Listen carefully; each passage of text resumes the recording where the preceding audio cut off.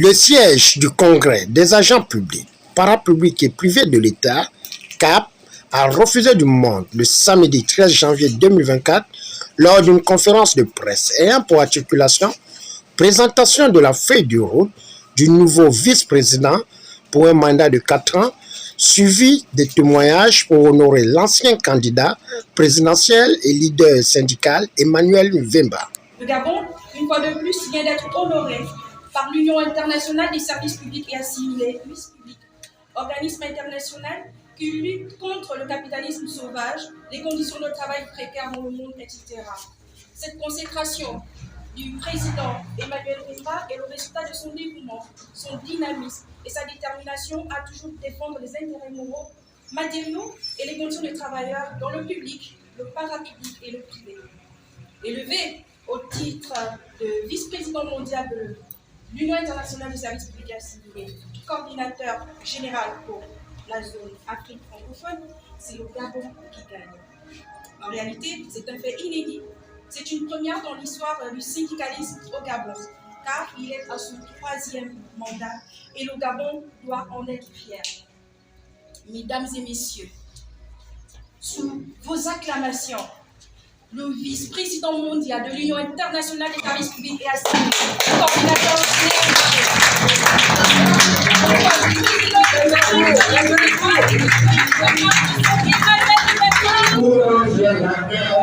et nous soulève, c'est enfin notre sort de la félicité, c'est enfin notre sort de la félicité. Excellences, Mesdames et Messieurs, en cette agréable journée du 2e samedi du mois de janvier, moi par excellence, qui, dans la marche perpétuelle du temps, marque le démarrage d'une année nouvelle. Et présentement, c'est le démarrage de l'année 2024, pour laquelle je vous prie de bien vouloir accepter nos meilleurs vœux de santé et de prospérité et nos sincères remerciements pour votre disponibilité et votre ouverture vis-à-vis de nous en tant que partenaires dans cette mémorable activité que nous organisons ce jour. Avec beaucoup de joie et d'enthousiasme, en ma qualité de secrétaire général du CAP et au nom de son bureau exécutif national, pour vous annoncer solennellement la brillante réélection depuis Bogota en Colombie de son Excellence Emmanuel Mvemba, président national du CAP et du MCVL, ancien candidat à l'élection présidentielle d'août 2023, aux prestigieuses fonctions de vice-président mondial de l'Union internationale des services publics et assimilés, coordonnateur général pour l'Afrique francophone. Après la présentation de la guest star, suivie de l'introduction du secrétaire général du MCVL, la pierre angulaire de la société civile et homme politique, face à l'assistance adressée le CAP et la vision de son nouveau challenge, lors de son séjour en Colombie du 2 au 6 janvier 2024. En qualité de vice-président mondial et coordinateur général pour l'Afrique francophone, au sein de la prestigieuse Union internationale des services publics et assimilés, organisation respectivement membre de la Fédération syndicale mondiale FSM, de l'Organisation internationale du travail OIT et des Nations unies, j'ai l'honneur et le plaisir d'informer la communauté nationale et internationale, et surtout francophone, que cette réélection fait suite à l'excellent bilan du Gabon à la tête de cette organisation dans la région Afrique francophone pour les 4 dernières années. En effet, le Congrès mondial de lutte publique a tenu ses assises du 2 au 6 janvier 2024 à Bogota, en Colombie. Ces assises d'intérêt mondial avaient pour objectif principal de faire une évaluation de la progression du capital humain et de la modernisation de l'administration publique pendant les 4 dernières années. Pour ce qui est de l'Afrique francophone, dont le Gabonais Emmanuel Mvemba en avait la charge, et reprend avec honneur et fierté, l'on relève que de 2019 à 2023, les travailleurs de l'Afrique francophone ont été confrontés à une escalade de misère, de douleur et d'asphyxie qui menacent quotidiennement leurs gains historiques et leurs maigres moyens de subsistance, et implicitement la classe ouvrière dans son intégralité, ainsi que toutes les populations frappées par la malgouvernance, la gabégie et l'autoritarisme sauvage des dirigeants francophones. Aussi, les travailleurs francophones, et particulièrement ceux du Gabon, du Cameroun, du Tchad, des Congo, du Mali, du Sénégal, du Niger, de la Guinée, etc., ont-ils enduré la dévastation causée par la crise de la COVID-19, d'une part, les échecs du système inhumain du capitalisme sauvage entretenu par les impérialistes, d'autre part. Mesdames et messieurs les présidents et secrétaires généraux des centrales syndicales gabonaises, de la plateforme dénommée les 7 de la transition, mesdames et messieurs, en vos rangs, grades et qualités, mes chers camarades, vous conviendrez avec le Bureau régional des services publics et assimilés pour l'Afrique francophone qu'avec un peu plus de 900 millions de personnes dans le monde confronté à la faim, 242 millions de chômeurs et d'innombrables travailleurs de première ligne, en particulier les fonctionnaires, qui ont péri en service actif, principalement en Afrique francophone et au Gabon. La question de l'habitat social se pose toujours au Gabon avec acuité.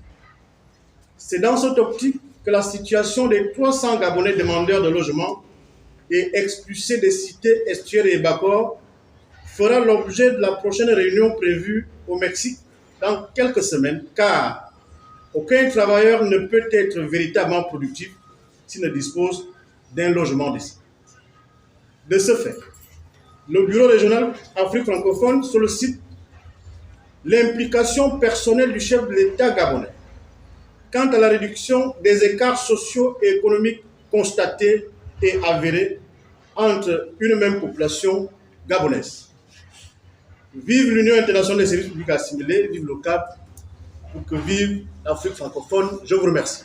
Face aux enjeux de sa mission, renouvelé pour la 3e fois au poste de vice-président mondial et coordinateur général de l'Afrique francophone, le natif de Koumassi, région du nord du Gabon, a reçu les encouragements et remerciements de certains invités, leaders syndicaux et membres du MCVL. Pour atteindre cette prestigieuse fonction, cette hiérarchie syndicale au niveau planétaire, c'est le fruit de l'effort.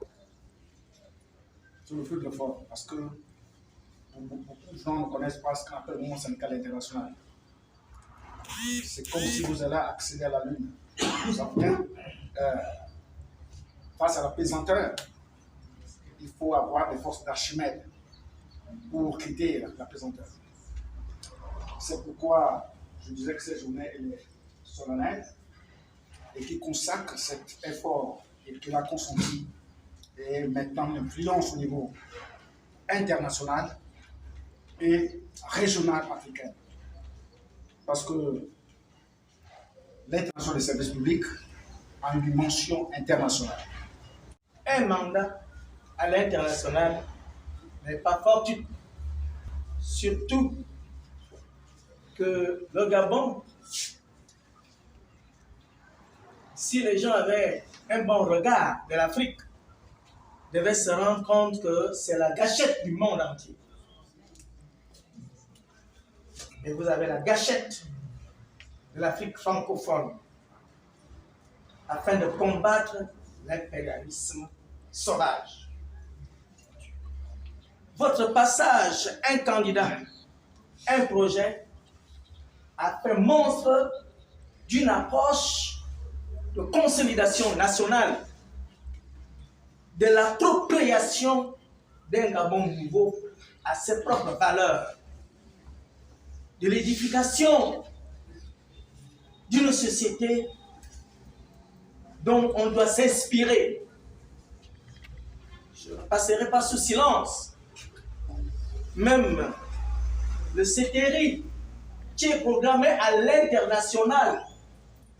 Quand on dit le Gabon, c'est où? On n'a jamais vu ça au Gabon. On n'a jamais vu ça dans le monde entier. Quand on enlève un pouvoir de plus de 60 ans, il n'y a pas de fusion de sang. Mes enfants sont quelque part ici, partout, ils ont dit papa. Nous sommes respectés du compatriote du CTRI et de son équipe. Converge avec les idéaux depuis plus de 10 ans, depuis 1990. Vous êtes rentré dans le syndicalisme. Qui dit 90, les accords de Paris. Qui dit 90, on voisine aujourd'hui plus de 30 ans. Ce n'est pas une petite route. C'est une route pleine d'ambition. Avec les gouvernants que nous avions, vous êtes toujours debout pour dire non. Et j'exhorte votre personnalité d'Emmanuel, en bon chrétien. Dieu est avec nous. Que le Gabon se réjouisse et que les autres attendent. Le Gabon était devenu la risée du monde. Je ne rentrerai pas dans les détails, tout le monde sait de quoi je parle. Mais lorsque régionalement, mondialement, on accède à cette distinction, c'est le Gabon qui gagne. Mes félicitations.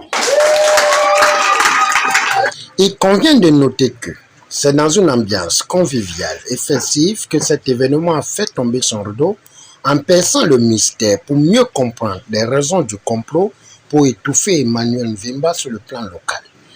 Marqué par son absence lors de la tournée républicaine du numéro 1 de la transition dans le Grand Nord et les vœux de nouvel an.